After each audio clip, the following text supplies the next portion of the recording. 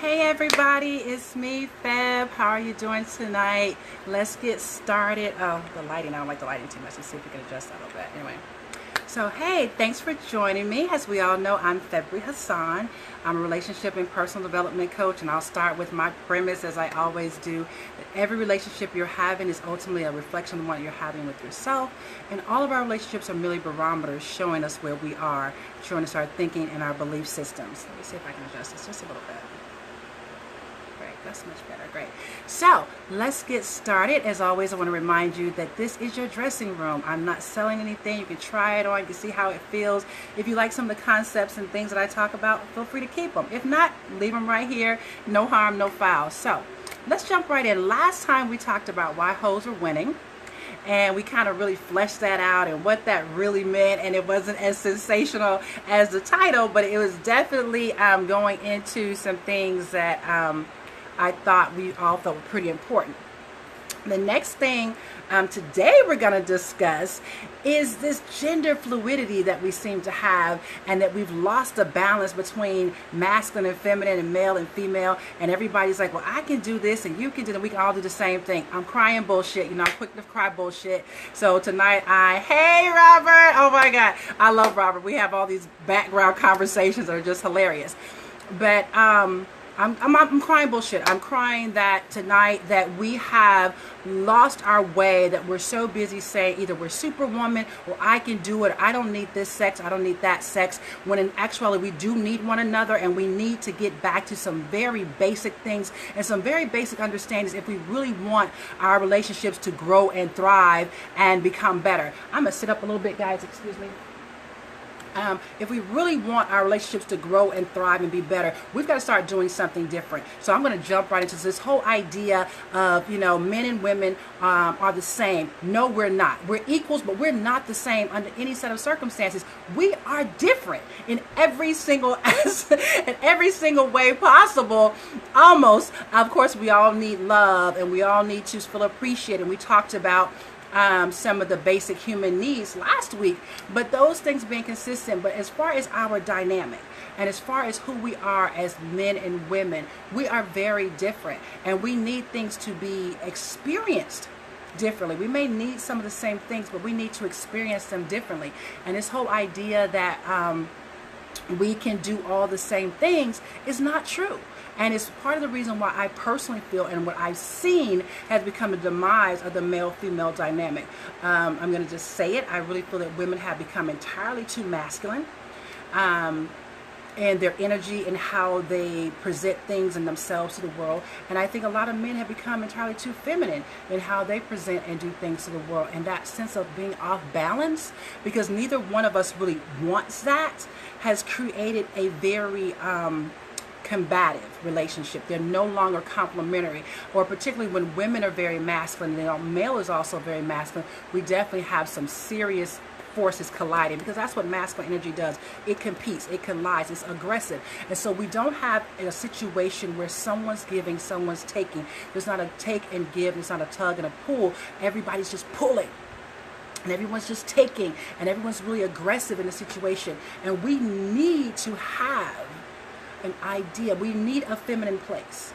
Men need a feminine place. Women need a feminine place. Even as women, we'll find that our relationships are even better and more cohesive when the women are feminine with one another. And there's a lot of we'll go into this another day, where there's certain words and things that I can tell you about that really invoke a sense in a conversation of femininity and a conversation of masculinity, and kind of help you understand which ones you are actually invoking more of, and to perhaps learn how to call in other aspects, particularly for women. As we all know, I often talk to women because, again, I'm a woman, and I'm not beating up on us because I love us dearly. My healing place is with women. I truly believe that that's where we all tend to heal, is in the place of the feminine energy and with women. So I'm never beating up on us, or I'm never upset with us. It is always about complimenting us and one another. I don't know, this is on my screen. Let me set that off. Okay. Us complimenting one another and giving each other what we need to survive. So let's just jump right into, okay, since you don't have a penis, we're equals, but not the same. We are in fact equals. We're humans. Okay, let's be clear. We're humans. We know that on a simple, very basic level. We're humans. However, we're not the same. And this whole idea that as a woman, I can still do it tougher, better, stronger. No. Stop. We're killing ourselves. We're negatively impacting our homes, our relationships. We're actually negatively impacting the environment by being too aggressive across the board.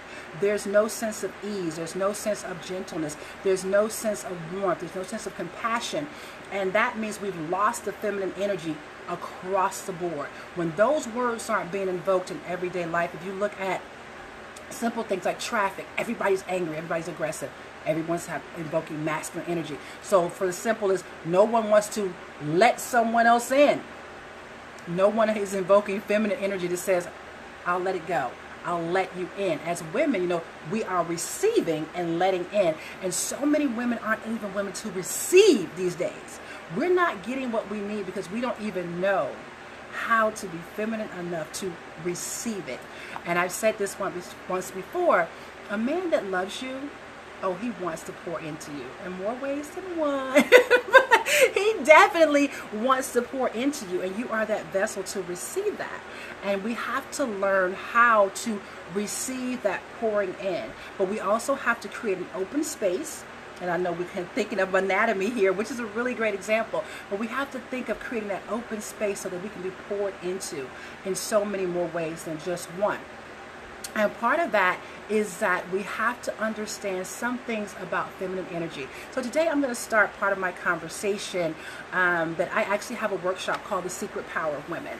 And in The Secret Power of Women, I talk about, it's about 4 or 5, I'll flesh them out as I go, aspects of feminine energy that as women, we can call in for ourselves and actually create healthier and more lively and productive relationships with everyone, not just men, but with everyone around us, and even in business. So I try to show women even how to be more feminine in business, but still be very powerful in business, because there's a feminine energy that you can call in for yourself and still get the same things done. And actually, then you're no longer being called a bitch, you're being called a queen. It's a very different type of energy that happens. So I'm going to start with the very first one as far as the feminine energies are concerned. And that first one, ladies and gentlemen, because I think that the men will really hear this and receive this, and the women will as well. The one I always talk about is a little girl. That little girl inside of us that laughs, that's playful, that's joyful, that's vulnerable, is the very energy. Because have you ever seen a little girl walk around her dad? He's just mesmerized. She can get anything out of this guy, like anything, because she calls forth one of the aspects that men need to have as a masculine energy, and the person taking care of us is the protector. Little girls call in the protector in their dads all the time. And as women, even as adult women, when we're being playful and we're being vulnerable and we're being joyful and we're smiling, we actually cause that energy in him that he wants to protect that vulnerability. He wants to protect that smile. He wants to keep that smile going. Even, and will do things to, what can I do to keep her happy? What can I do to make her smile?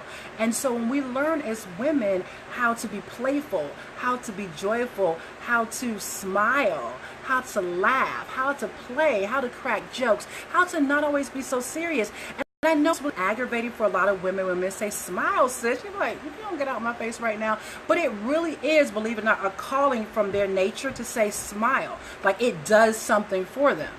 And in actuality, it takes a little of nothing from us. But again, because we have been called to be so masculine in this day and time, we're offended by someone saying smile.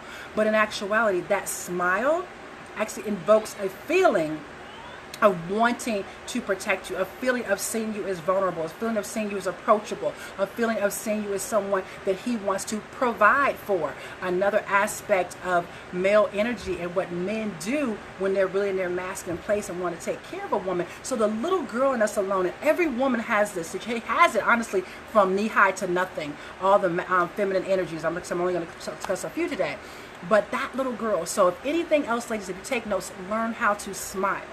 and learn how to be playful, learn how to be joyful. And men, I know that you know this, and if you don't, I'm going to remind you that that in you causes a sense of wanting to protect and to provide for her. The second energy I want to talk about for women, again saying that we're equals but not the same, is our seductress. Oftentimes, a lot of us play into that, but I'm saying we play it into a way of being, I call the stripper.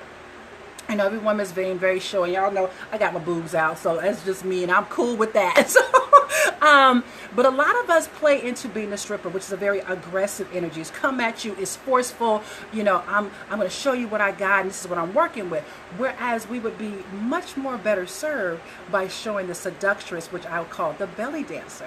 So think of the difference between a belly dancer and a stripper. A belly dancer has a sense of mystery about her, a sense of beckoning and alluring a man to come to her and causing his energy to be. What is she about? There's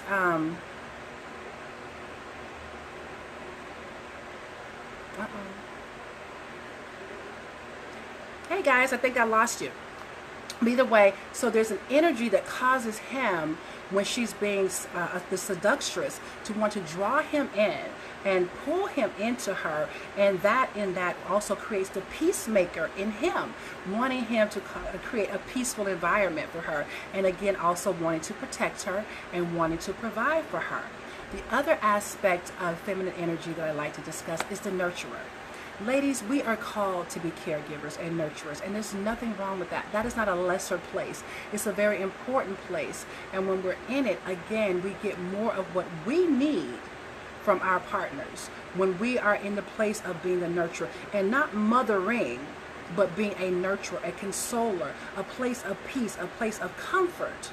We want to call that in, and again, so that we get more of what we need. This is about really understanding, as each human being, that we're selfish.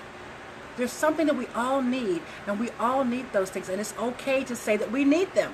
And it's okay to be selfish. It's okay to say, I'm going to give what I need to give so that I can receive that which I need to receive. And doing that from a feminine place gives us more of what we need. So the nurturer, the mother, the consoler, the place of peace where people want to come, it's particularly your partner, want to come to rest. Your partner wants to come to feel understood and to feel loved. So he can go back out there again and protect you and conquer the world all over again just for you. So this is really, really important. We want to create that space and that energy to give that to ourselves, because we want it and we need it. And when we do that, we create that environment for ourselves. The next one I'd like to discuss is the queen. And the queen is a side of us that we do take into business. If you think of a queen, she's not only being served, but she's in service too. She's a visionary. She is the one who creates and plans and sees a broad vision. She puts aces in their places. She has people in service that serve, you know, in their proper position. So if you're in business, particularly, you want to invoke and bring in your queen energy, and understand you put people in place that are not only that you serve, but also in service to you. They want to help you because you are in fact also in service to them, and you honor the things that they bring to the table. You don't have to be assertive, aggressive about that. You actually are very gentle in that, and appreciating and honoring and saying, I see you. I see what you do. I see what you bring to the table. And in turn, you allow them to bring those gifts that they have to come to you. So again, thinking of a queen being served and people bringing gifts to her, this is what you do in business as a woman, as compared to being masculine and aggressive and angry and feeling as though you have to wear the pants and cuss everybody out. No, you actually come in with the visionary. The person says, okay, I have a vision, and let me see what you have to offer that you can support this vision. And it does very well at home as well, because then you are backing your spouse. You are showing him as well, for as much as he goes out to do what he does, that you also have a vision and a plan for your home and for your livelihood. All of those things work in tandem together when we're invoking those energies. And so you can see there's so much more for us to get When we're recognizing that we don't have to go out here and try to be the man, the woman, and everybody else. We actually have an opportunity to just be our beautiful, wonderful, feminine selves and invoke and create the very environments that we want to create. We have the opportunity to call forth from us, from right here where we are, the very things that we say we so desperately want and need. But we have to remember, ladies, we're equals as men. We are humans. We deserve all of our rights every day. We deserve not to be harassed. Now, I'm talking to you. Please understand a few things as well. We're not asking for this sense of super feminism. I believe in feminism in the most authentic sense of the word. We all deserve equal rights. As a woman, I deserve, as a mere human, to be able to walk down the street at any time of day if I so chose to and not be harassed and not be harmed. I deserve to get equal work and equal pay. We deserve those things. I deserve that if I meet you and I don't want you to touch my person, that you don't touch my person. Those are things that I deserve as a woman. Those are human rights. But as it relates to masculine and feminine, we're not the same. And that's okay. We're not meant to be the same. And honestly, when we're not, we create a wonderful contrast. If you caught it in my other videos, I talked about contrast. You said harassed, Robert. Is that a question mark about harassed? Answer me back and I'll answer your question, because you said harassed with a question mark. That as women, when we are in our feminine energy and we're recognizing the powerful things that we bring to the world and all that we do, when we are invoking our little girl with our smile and our vulnerability, when we are the seductress with a sense of mystery and power behind us, when we are the nurturer and the consoler and, the caretaker for those that we love, as well as the queen with the visionary, we get so many more powerful things in our relationships. So many more, because now we are creating a space for the masculine energy to come in, which is what he does, and fills that hole. When we create a space as a nurturer and being vulnerable and being the queen and being the seductress, it is now his responsibility to come in and to provide, to protect, and create a peaceful and safe environment for us, because we have also now created that for him. If that makes sense. So I'm always saying, when people say, well, he's not doing his part, I don't care what anyone else isn't doing. The only person you're responsible for is you. The only person you can control is you. And if you're with a partner or a mate that does not provide that, then you have some decisions to make. You have some choices to make. But the first person you can control, the first place that you have power, is right here with you as a woman. Because I'm talking to us really today, ladies, because we're so out of balance in these relationships, and which somebody has to take responsibility. Somebody has to say, enough is enough, and we're going to get back to where we need to be. Because our relationships, I'm particularly talking to my African American brothers and sisters, are suffering because we're so out of balance. That women are being like men are being like women, and because of those things is gender fluidity. And I'm not talking about sexuality, I'm talking about the masculine and the feminine energy, because we're not doing that for each other. We're not creating a proper place. We're not creating the give and take. We're not honoring even the vessels in which we are born into as women to receive, because it is a man's responsibility to pour into. But you have to, again, create the open space. And again, I'm talking about, if you can think about our anatomies, you have to create that open space in which for him to pour into. And if you're being hard and you're being rigid and you're being cold, you're creating a block where he cannot do his job. Does that make sense? He has to be able to do his job, and somebody has to create the space for that to happen. And if it is you, take ownership for our responsibilities, ladies. If it is me, I take responsibility to call in my feminine. I take responsibility to call in the woman that I am and the feminine energy that I am, so I can get all that I need from the masculine.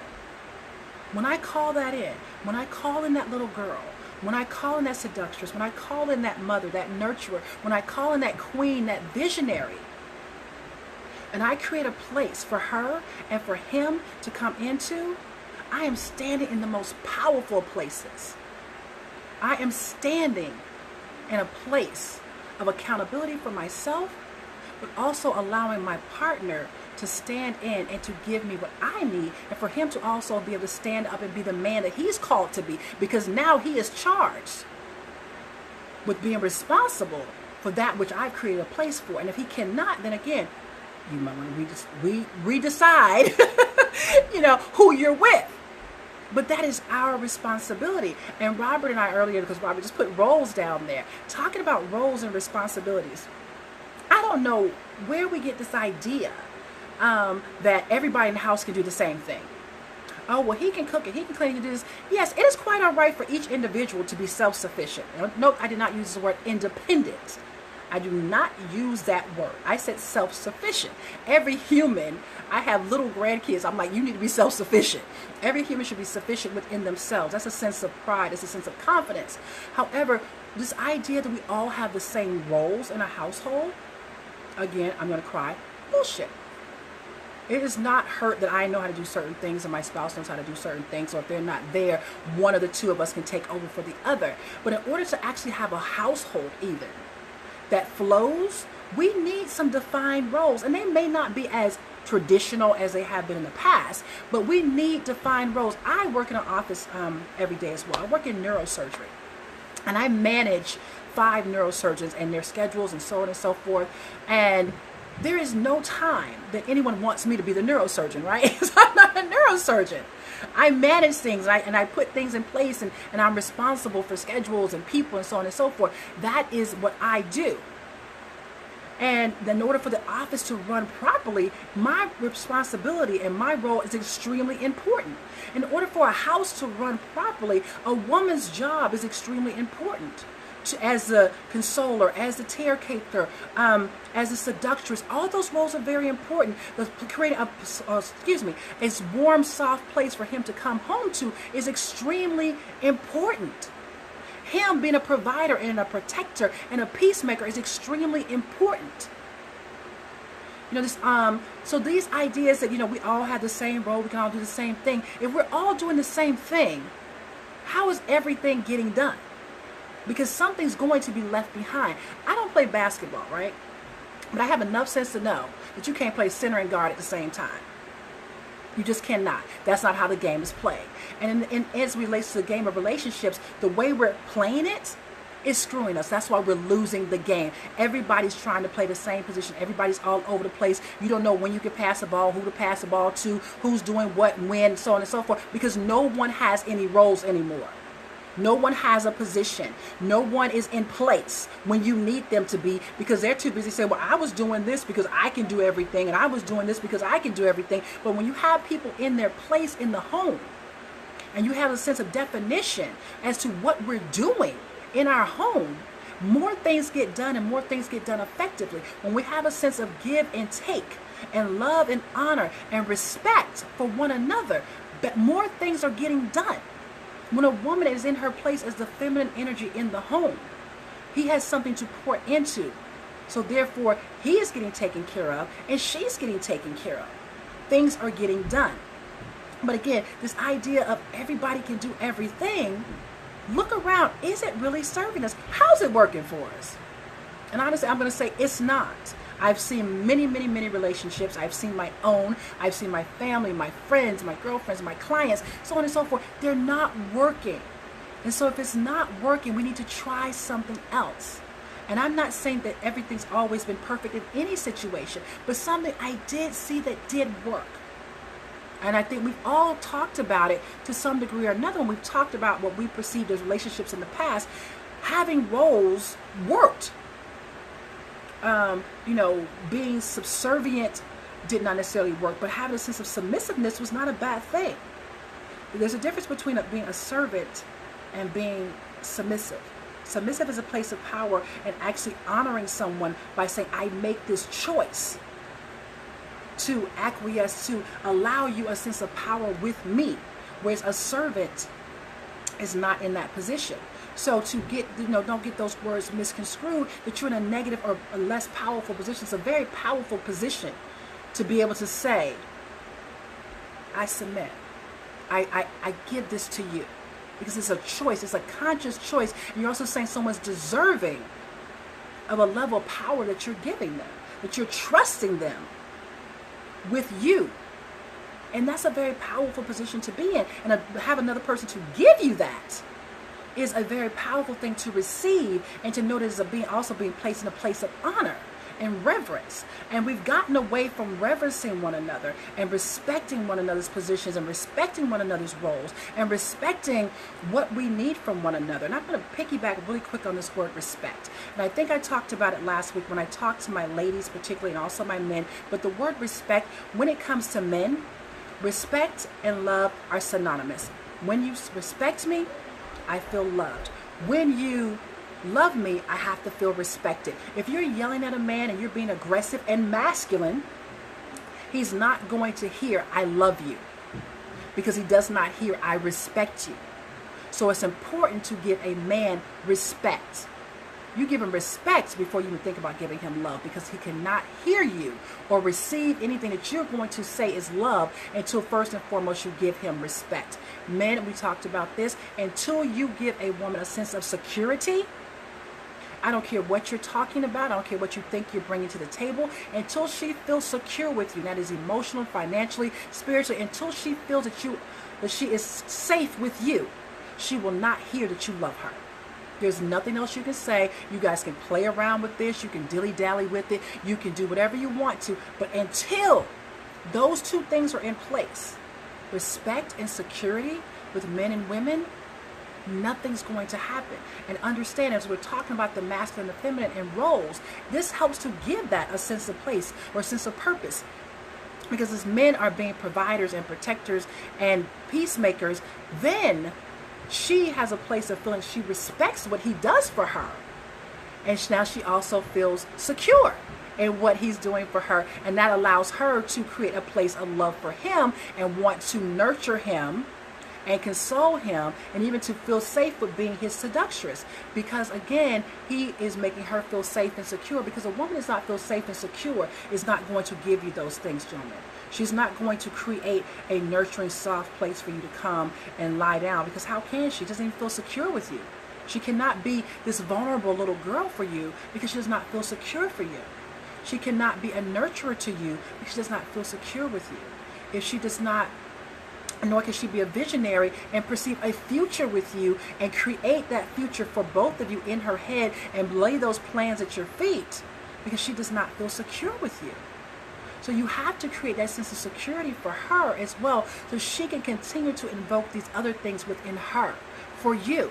Because in turn, when you're providing for her, when you're protecting her and you're her peace, then she respects you, can give you the respect that you need, so you can continue to do those things for her, and she can call those things out for you as well. So you see how it's a beautiful marriage when we're in our masculine and feminine energy and doing what we need to do for one another, and protecting, as a man, protecting her, providing for her, and being a place of peace and comfort for her. And as a woman, when you're being his nurturer, when you are being his seductress, when you're being that place of peace for him, then he can also give you that sense of security that you need, and you guys can work in a beautiful dance together. So this idea we can all do the same things, that's not how we're made.